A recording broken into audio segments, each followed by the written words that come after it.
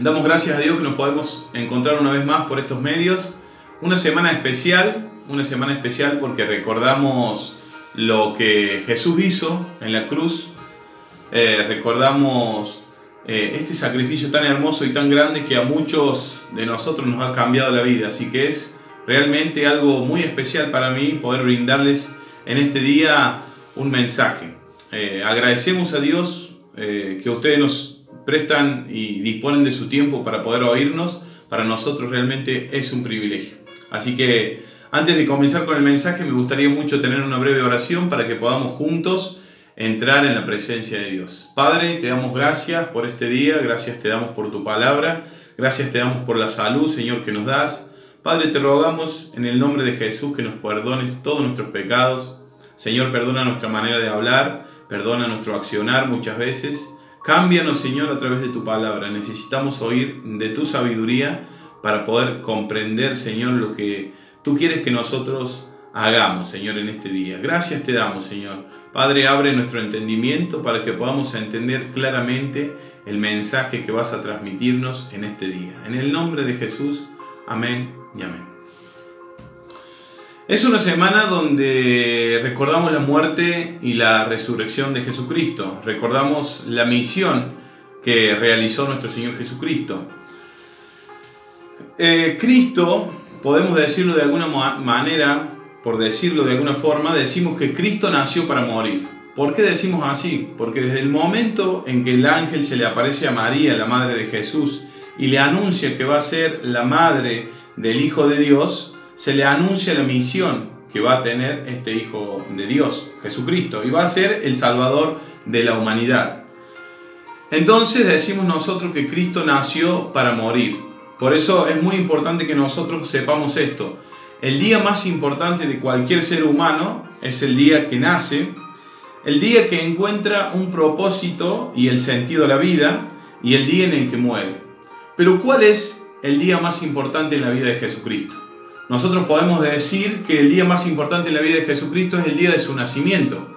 Es el día que nosotros festejamos la Navidad, donde celebramos el cumpleaños de Jesucristo.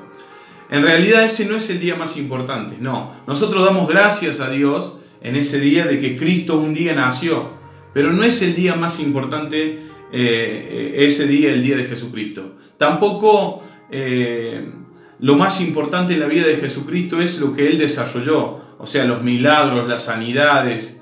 Eso no es tampoco lo más importante en su vida. Lo más importante en la vida de Jesucristo es el día en el que muere. ¿Por qué es el día más importante el día que muere Jesucristo? Porque cuando una persona logra entender el sacrificio que hizo Jesucristo en la muerte, cuando una persona logra entender que Jesús, cuando muere, reconcilia al ser humano con Dios. Reconcilia, ¿por qué? Porque el ser humano ya se había distanciado. Desde el huerto del Edén, cuando Dios crea a Adán y a Eva, estos pecan, la relación correcta que tenían ellos se rompe. ¿Por qué? Se hace una barrera entre Dios y los seres humanos. Y esa barrera se llama el pecado. Lo que Cristo vino a hacer es a romper esa barrera, a quitar esa barrera para que volvamos nosotros a reconciliarnos con Dios de una manera correcta. Pero muchos piensan de que nosotros podemos ganarnos el cielo con nuestras buenas obras. Muchos piensan o dicen, yo no soy malo, yo soy bueno. Yo hago buenas obras, yo no hago sufrir con nadie. Yo soy agradable para todas las personas. A mí Dios me tiene que salvar por las obras que yo hago. Entonces, si nosotros pensamos de esa manera, podemos preguntarnos y hacernos la gran pregunta, la pregunta del millón. ¿Para qué nació y para qué sufrió? ¿Para qué fue flagelado Cristo en la cruz? Si Dios no hubiera querido que Cristo rompa esa barrera, sino que nosotros quitemos esa barrera con nuestras buenas obras, nos hubiera dicho, miren muchachos, miren queridos jóvenes, queridas jovencitas, queridos hombres, queridas mujeres, queridos niños, ustedes hagan buenas obras, pórtense bien, no mientan, digan siempre la verdad, no maten, no roben, no engañen, hagan buenas obras y acuérdense de mí 2 veces al año, en Pascua, en Navidad, y quédense tranquilos que todos nos vamos a juntar de nuevo en el cielo. Si Dios hubiera dicho eso en la Biblia, entonces nosotros podríamos decir que podemos ganarnos la salvación con nuestras buenas obras. Pero nunca fue lo que dijo Dios. Nosotros cuando abrimos la Biblia, desde el principio al fin, vemos que Dios tuvo un plan. Y ese plan fue ejecutado por medio de Jesucristo. Entonces nosotros no podemos pensar que nos podemos ganar el cielo con nuestras buenas obras. Jesús lo que hace cuando viene al mundo es revelarnos los planes de Dios, revelarnos la manera de pensar de Dios. Dios quiso que nosotros supiéramos lo que Él pensó. Dios quiso que nosotros supiéramos cómo Él actúa a través de su Hijo Jesucristo. Por eso Jesús dijo estas palabras tan solemnes en Juan capítulo 14, versículo 6. Dijo, yo soy el camino, yo soy la verdad y yo soy la vida. Jesús al decir estas palabras se convierte en el único camino para llegar a Dios. Nadie, absolutamente nadie puede comunicarse con Dios, hablar con Dios si primero no conoce a Jesucristo. Nosotros tenemos que conocer lo que Jesucristo hizo, cómo Jesús actuó, qué es lo que Jesús, cómo pensó, cómo resolvió los conflictos, los problemas. Y eso está en la Biblia. Pero ¿por qué muchas personas piensan que la salvación o que Dios está obligado a llevarme al cielo por mis buenas obras? Porque no leen la Biblia. Al leer la Biblia nosotros vamos a comprender la mente de Dios. Por eso es muy importante en este día que nosotros comprendamos. Y he titulado el mensaje de este día ¿para qué murió Cristo? ¿O por qué murió Cristo? Cristo murió por 3 razones. La primera fue para darnos salvación. Vamos a desarrollar este tema. Para que entendamos nosotros el amor de Dios y para que también nosotros podamos comprender el sufrimiento. Entonces lo que vamos a desarrollar es esto. ¿Para qué murió Jesucristo en este día? ¿Sí? Voy a invitarle que abra su Biblia en Lucas capítulo 23, versículo 46. Lucas 23, 46. Dice la Biblia, Reina Valera 1960. Entonces Jesús, clamando a gran voz, dijo, Padre, en tus manos encomiendo mi espíritu, y habiendo dicho esto, expiró. Este versículo nos revela las últimas palabras de nuestro Señor Jesucristo. Él dijo, Padre, a ti encomiendo mi espíritu, y expiró, o sea, murió. Estas fueron las últimas palabras de nuestro Señor Jesucristo. Nosotros podemos pensar de que Cristo murió por la voluntad de los fariseos, o por la voluntad de Poncio Pilato, o por la voluntad de Herodes, o por la voluntad de Judas que lo traicionó y lo entregó. Podemos pensar que murió por la voluntad de aquellos que lo despreciaron, que lo insultaron, que lo escupieron, que se burlaron. Podemos pensar que murió por la voluntad de aquellos que lo clavaron en la cruz, pero de ninguna manera nosotros podemos pensar de esa forma. Cristo murió por voluntad de su Padre. Dios así lo había planeado. Dios nos estaba mostrando que Él estaba entregando voluntariamente a su Hijo en la cruz por aquellas personas que amaba. Por eso Juan 3:16 dice, de tal manera amó Dios al mundo que ha dado a su Hijo para que todo aquel que en Él crea no se pierda y tenga vida eterna. Dios ya nos estaba amando a nosotros. Cuando Cristo fue clavado en la cruz, Cristo ya nos había visto a aquellos de los que íbamos a creer voluntariamente en su Hijo Jesucristo. Dios lo entrega a ser crucificado, pero Jesús muere como un rey. Fíjense ustedes que aún en el momento de su muerte nunca estuvo pensando en sí mismo.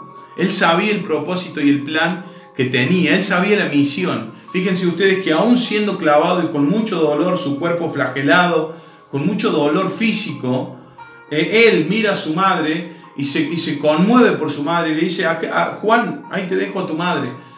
Juan le encarga a Juan el cuidado de su madre. El preso que estaba al lado, una persona que había asesinado, que había robado, también le dice, Señor, acuérdate de mí cuando vengas en tu reino. Y Cristo lo mira y lo dice, quédate tranquilo porque esta noche estarás en el paraíso conmigo. ¿Se dan cuenta? Ahora, si nosotros nos ponemos a analizar un segundo en esto, podemos pensar, ¿qué hizo el preso para ganarse la salvación? ¿Hizo buenas obras? ¿Fue bueno? ¿Honró a su padre y a su madre?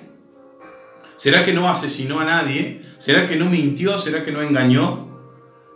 No, de ninguna manera él no hizo nada para ganarse la salvación. Dios lo salvó porque la salvación es por gracia de Dios, es un regalo de Dios. Por eso en este día muchos se ponen tristes porque ven a Cristo crucificado y piensan lo mismo que pensaron las personas que estaban ahí en el momento que lo estaban crucificando a Dios. Lo miraban y decían, qué injusticia, qué tragedia más grande. Pero ¿saben qué? Hoy nosotros no tenemos que verlo de esa manera. Nosotros tenemos que verlo de la forma en que Dios quiere que lo veamos. Esa cruz fue la más grande victoria de la humanidad. Y Cristo así lo demostró. ¿Cómo demostró Cristo que esa fue la más grande victoria? Resucitando al tercer día. Cristo resucitó al tercer día en poder y en majestad. Y así demostró que no fue una tragedia, sino que fue la más grande victoria que nosotros nos podamos imaginar. Pero también tenemos otra pregunta que nos podemos hacer. ¿Por qué la gente, muchas personas rechazan a Jesucristo? ¿Saben dónde está el problema de las personas que rechazan a Jesucristo? Porque quieren entender a Jesús de una manera lógica. Quieren comprender a Jesús lógicamente. Quieren entender ellos a Jesús razonando en su propio razonamiento, en su propio conocimiento. Y de esa manera es imposible conocer a Jesucristo, conocer a Dios. La cruz, escúcheme bien, la cruz es la demostración más grande de poder que Dios nos ha dejado. No es la creación, no es el sol, no es las estrellas, no es el universo, no es el átomo, no somos nosotros. La demostración más grande de Dios es la cruz.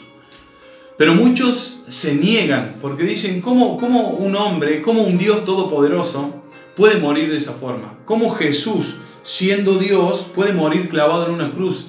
Clavado en una cruz es sinónimo de debilidad. Ese no puede ser mi Salvador. ¿Por qué? Porque chocan. ¿Por qué? Porque razonan de esa manera. ¿Qué quiero decir cuando digo que una persona piensa de una manera lógica y no puede comprender a Dios? ¿Por qué? Porque piensan de esta forma. A mí, yo soy bueno. Yo hago buenas obras. Yo no hago sufrir a la gente. Yo no miento. Yo no engaño. Yo me merezco la salvación. Muchas personas le están torciendo el brazo a Dios diciendo, yo me merezco ser salvo, Señor. Pero de esa forma es pensar de una manera lógica. Y los que piensan de esa manera lógica no pueden acercarse a Dios, no pueden hablar con Dios por más que ellos se crean merecedores para hablar con Dios. Miren, ¿por qué razonan así las personas? ¿Saben por qué razonan así las personas? Porque detrás de ese pensamiento hay soberbia y hay orgullo. ¿Por qué? Porque ellos no quieren aceptar la salvación de Dios. Ellos quieren ganársela. Ellos quieren llevarse la gloria y no quieren darle la gloria a Dios. No quieren decir Dios me salvó. Quieren decir o piensan interiormente yo me gané la salvación.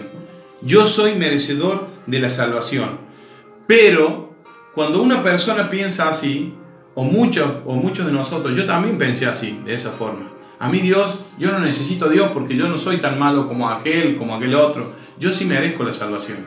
Pero miren, cuando nosotros abrimos la Biblia, y le invito a que abra su Biblia en Efesios, capítulo 2, versículos 8 y 9. Efesios, capítulo 2, versículo 8. Dios aplasta esa manera de pensar. ¿Por qué? Porque dice Efesios 2, 8 y 9. Porque por gracia sois salvos por medio de la fe. Y esto no de vosotros, pues es don de Dios, no por obras, para que nadie se gloríe. La salvación del alma de una persona y el perdón de los pecados de una persona se obtiene por medio de la cruz. Nadie puede ganarse la salvación de otra forma. ¿Se dan cuenta? La Biblia así lo ha dicho. Por eso la Biblia es muy importante. Por eso es muy importante que nosotros leamos la Biblia, que investiguemos la Biblia, que indaguemos la Biblia. Las personas quieren ganarse algo que Dios ya decidió regalarlo. Se dan cuenta, van en contra de la voluntad de Dios. Dios ya no nos obsequió la salvación, pero muchas personas quieren ganársela. Y es por eso que están totalmente equivocadas, totalmente erradas en la manera de pensar. Dios, queridos oyentes, ha demostrado su poder, o nos ha querido demostrar su poder, no con milagros. Tampoco nos ha querido demostrar mostrándonos su despliegue de sabiduría. Los griegos que habitaban en ese tiempo de Jesucristo querían que Cristo, si era Dios, que desplegara un sermón lleno de sabiduría. Pero Cristo fue alguien simple, Cristo fue alguien sencillo. Sin embargo, fue el mejor maestro.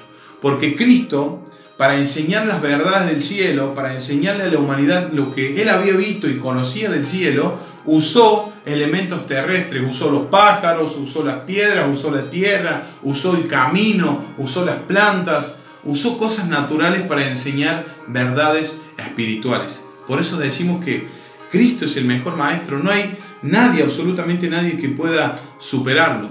Pero sin embargo muchos piensan que la cruz es debilidad. Si lo pensamos de una manera lógica, podemos decir sí, la cruz es debilidad. Porque razonamos y decimos cómo un Dios todopoderoso puede morir en una cruz. Claro que sí, podemos ver o pensar lógicamente que la cruz fue un sinónimo de debilidad. Pero ¿saben qué? Cristo se hizo débil voluntariamente. Dios pudo planear otros planes para salvar nuestra alma. Claro que sí, pero Él decidió de esa forma. Y Dios es soberano. Dios decidió de esa forma. Pero Cristo, al hacerse débil, venció. Escúcheme bien y tome nota. Venció a la muerte. Venció a Satanás y sus demonios. Y venció el pecado y la maldad de todos los seres humanos. Dios es el único que gana perdiendo. Sí, Dios gana perdiendo. Él solamente puede hacer eso. Ninguna persona de nosotros, ni ningún ser humano, por más inteligente que sea, puede ganar perdiendo. Por eso, muchas veces la razón no entiende la cruz. No podemos acercarnos de una manera razonable y lógica para entender la cruz. ¿Saben por qué muchas personas rechazan a Jesucristo? Y sobre todo aquellas que se creen estudiosas, que creen que tienen niveles académicos muy altos. Aquellas personas que tienen mucho dinero, que tienen fama, rechazan a Jesucristo por soberbia, porque piensan de una manera lógica. Pero no son los únicos que han pensado así. No es que esta es la primera generación tan soberbia que piensa de esa manera. ¿Se acuerdan ustedes de la vida de Job? Job, para aquellos que no lo conocen, fue un hombre de Dios, fue alguien muy recto, fue temeroso, oraba todos los días, hacía todo lo que debía hacer todos los días por Dios. Es más, él pedía perdón todos los días y sacrificaba animales por sus hijos que se comportaban mal. Y Dios lo miraba como alguien recto y presumía Dios con Job. A Satanás le dijo: ¿no has visto a mi hijo tan recto? ¿Se dan cuenta? Él presumía. Pero en cierta ocasión, un día, Job pierde todos sus bienes materiales. Job pierde a su familia. Y no solamente ese, sino que también pierde su salud. Dios deja que Satanás toque su cuerpo y Satanás le envía una lepra a Job. La lepra era como el cáncer, algo incurable en esos tiempos. Y Job termina solo en el desierto, sufriendo enfermedad, sufriendo la pérdida de sus hijos y perdió todo lo que él tenía, todos los bienes. Imagínese usted cómo se sintió Job. Job se sentía así y llegan 3 amigos. Y los 3 amigos, cuando ven a Job así, pensaron de una manera lógica. Pensaron que Dios había actuado según su propia manera de pensar, según la conclusión que ellos tenían. Y ellos los 3 llegaron a esta conclusión. Ellos dijeron: Job, ¿sabes por qué estás así? Porque has pecado y has ofendido a Dios. Arrepentite, confesá tus pecados para que Dios no te siga castigando. Muchas personas piensan de esa manera. ¿Cómo ellos pensaron? Pensaron de una manera lógica. Dijeron, Dios bendice a los buenos, a los que se portan bien, y castiga a los malos, a los que se portan mal. Y muchos pensamos así. Muchos razonan de esa manera. Por ejemplo, muchos piensan que la fama, el dinero, son sinónimos de bendición. Muchos dicen, cuando Dios hace rico a alguien o hace famoso a alguien es porque Dios de verdad lo está bendiciendo. Pero si esa persona es Jesucristo, si no conoce a Jesucristo, ¿cómo es que Dios lo está bendiciendo? Porque entonces podemos nosotros formularnos las siguientes preguntas. ¿Por qué muchas personas famosas y adineradas se suicidan? ¿Por qué terminan destruyendo familias? ¿Por qué están llenas de engaños y mentiras? ¿Por qué caen en vicios? ¿Por qué caen en juegos? ¿Por qué arruinan a personas, a su esposa, a su esposo, a sus hijos? ¿Acaso no son sinónimos de bendición el dinero y la fama o el poder? Claro que no. No siempre es bendición. Muchas veces es juicio. ¿Cómo juicio?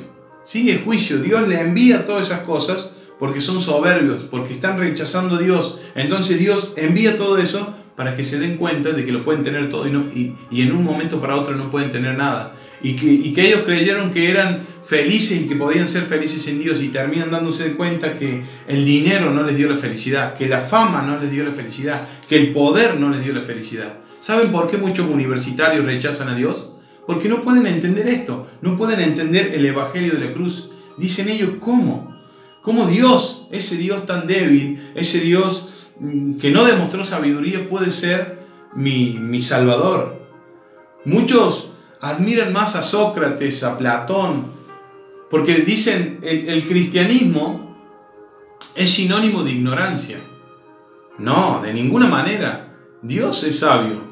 Pero entonces, ¿por qué Isaac Newton, un gran pensador científico de lo cual nos ha hecho muchísimos descubrimientos y nosotros hoy los estamos usando, fue cristiano? Blaise Pascal, otro matemático, físico, que hoy también usamos sus teorías, fueron cristianos. El director de la NASA es cristiano. Los que llegaron a la luna salieron y los ateos dijeron, yo salí fuera de la tierra y no vi a Dios. Pero otra persona que también salió fuera de la tierra dijo, yo salí, no vi a Dios, es cierto, pero vi la maravilla de su creación. Por eso tenemos que nosotros tener en cuenta esto. Aquellos estudiantes que nos están escuchando a nivel universitario, aquellos profesionales que también nos oyen, tienen que saber que el cristianismo no es sinónimo de ignorancia, sino totalmente lo contrario. ¿Por qué creen que aquellos científicos cristianos pudieron ir más allá? Porque aceptaron la Biblia, aceptaron lo que Dios decía, aceptaron a Jesucristo como Señor y Salvador de sus vidas. Pensar de una manera lógica hace que yo me llene de soberbia y me crea superior a las demás personas, pero inclusive a Dios. Pongo a personas por encima de Dios. No, Sócrates fue mucho mejor que Dios. No, Platón fue mucho mejor que Dios. Freud fue mucho mejor que Dios. Nietzsche fue mucho mejor que Dios. Pensamos de esa forma, porque creemos que el cristianismo es sinónimo de ignorancia. Pensar de una manera lógica hace muchas veces molestar a Dios. Fíjense ustedes, vayan a Job capítulo 42, versículo 7. Job capítulo 42, versículo 7. Y vamos a ver lo que Dios piensa o les dice a estos amigos de Job que le habían dicho a Job que se arrepintiera. Job 42, 7 dice de esta manera: Y aconteció que después que habló Jehová estas palabras a Job, Jehová dijo a Elifaz temanita, o sea, Dios, después de hablar con Job, habla con este amigo de Job y le dice así: Mi ira se encendió contra ti y tus dos compañeros, porque no habéis hablado de mí lo recto como mi siervo Job. Dios está totalmente enojado con estos tres amigos de Job, pero no se enoja Dios porque hablaron mal de Job, sino se enoja Dios con ellos porque Dios le está diciendo: ustedes hablaron mal de mí. Ustedes dijeron algo en nombre mío que de verdad yo no lo dije. Dios para parafrasear un poco, les está diciendo, yo no pienso como ustedes. Yo nunca dije de ese pensamiento de Job. Yo no actúo como ustedes. Ustedes lo que han hecho, han razonado lógicamente, pero yo muchas veces no actúo de esa forma. Dios se está enfrentando con ellos y le dice que está totalmente enojado con esa conclusión y esa conjetura que ellos acaban de sacar. Dios realmente está ofendido y está enojado con ellos. ¿Se dan cuenta que pensar de una manera lógica nos aleja de Dios y nos acerca de Dios? Ser inteligente, haber alcanzado el poder, haber alcanzado la fama, tener un nivel intelectual, nivel universitario, no hace que seamos mejores que Dios. De ninguna manera.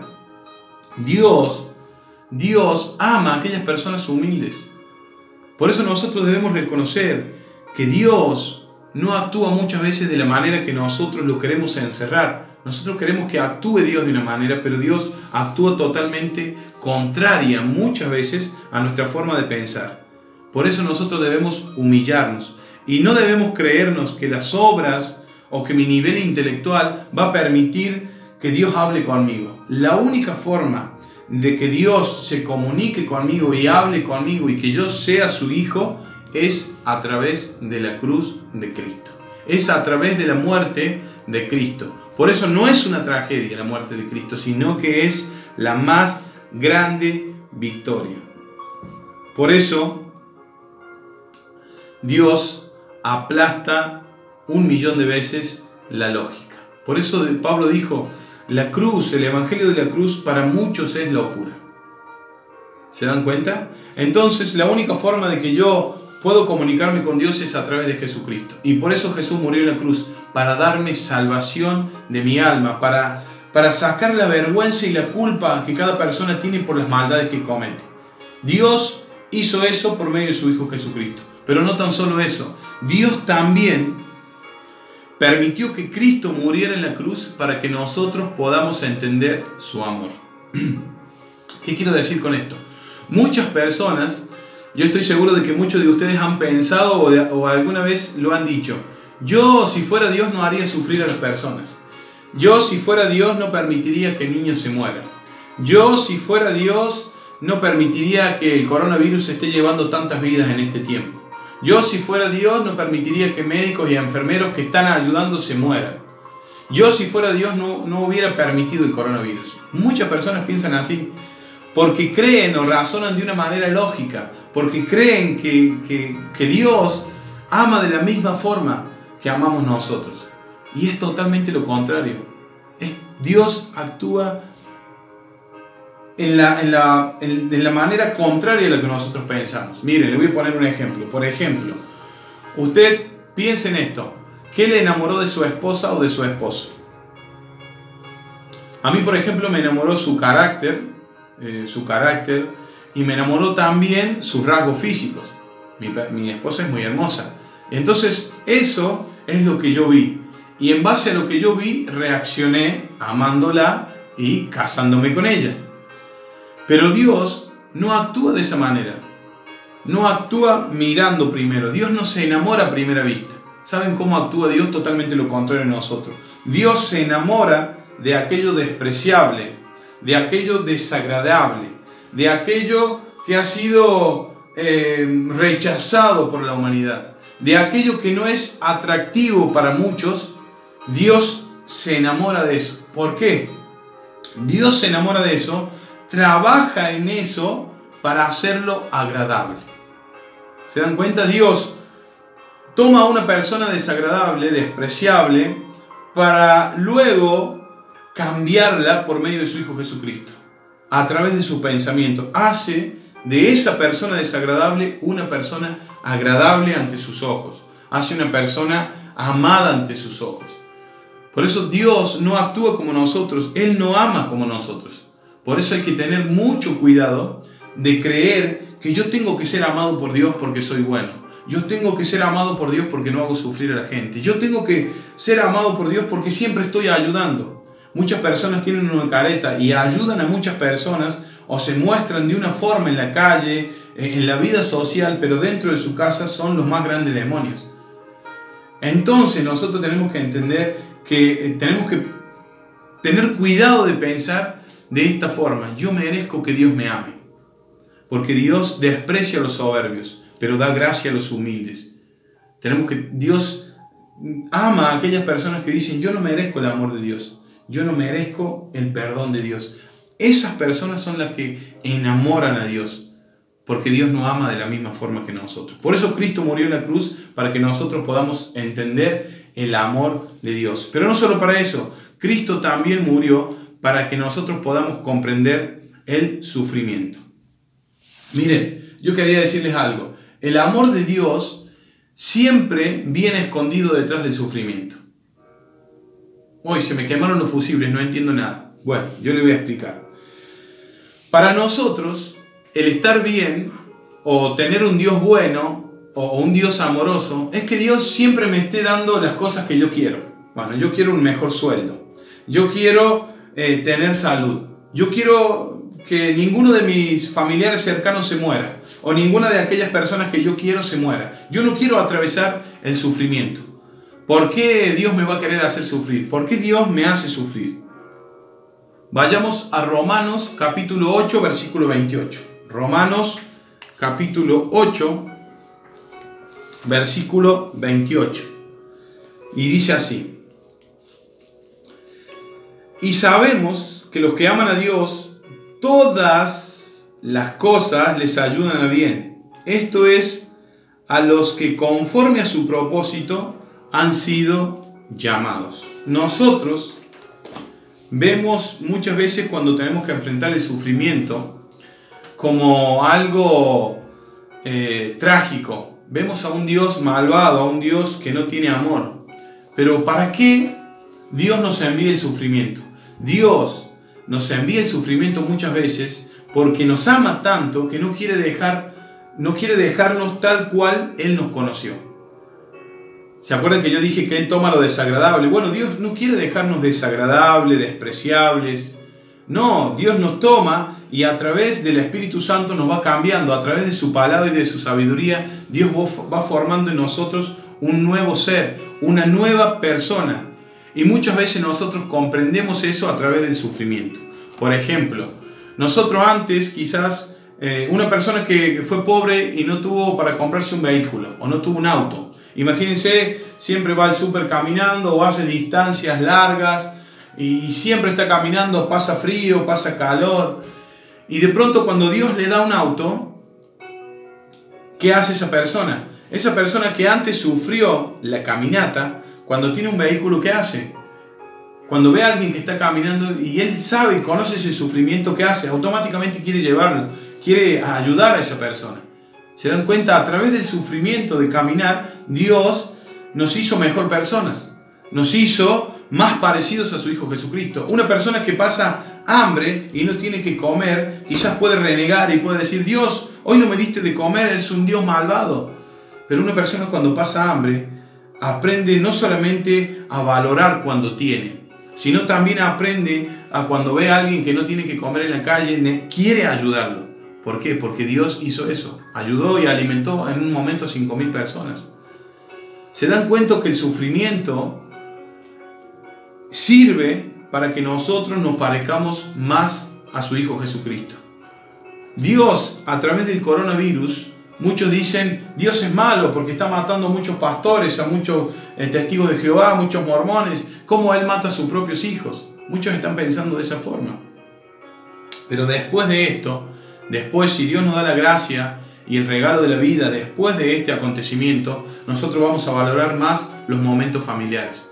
Vamos nosotros a valorar más a las personas que tenemos vivas. Vamos a valorar nosotros mucho más el adorarle a Dios en un templo, el ir y congregarnos y estar como hermanos juntos. Vamos a valorar aquellas relaciones sociales que muchas veces, porque estamos distraídos en otras cosas, no valoramos. Vamos a valorar lo que realmente necesita ser valorado.